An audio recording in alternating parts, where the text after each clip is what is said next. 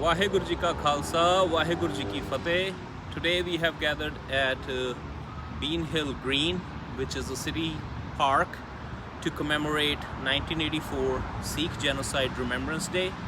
As you know, state of Connecticut has recognized November 1st as Sikh Genocide Remembrance Day, and today due to COVID and due to spike in City of Norwich, we are trying to do contactless commemoration. As you see, we are standing in this park and there are thousands of flags for commemoration.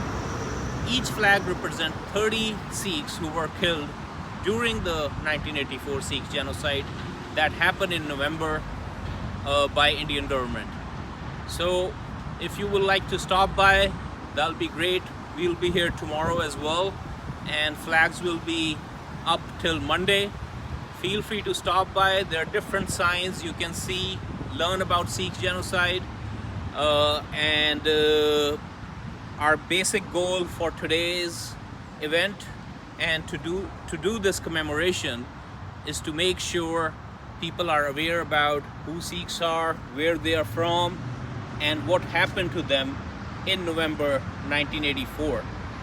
And I think these kind of commemorations, these kind of events always bring awareness in the community, and it always give us a message that we need to be vigilant about these kind of crimes that has happened against humanity.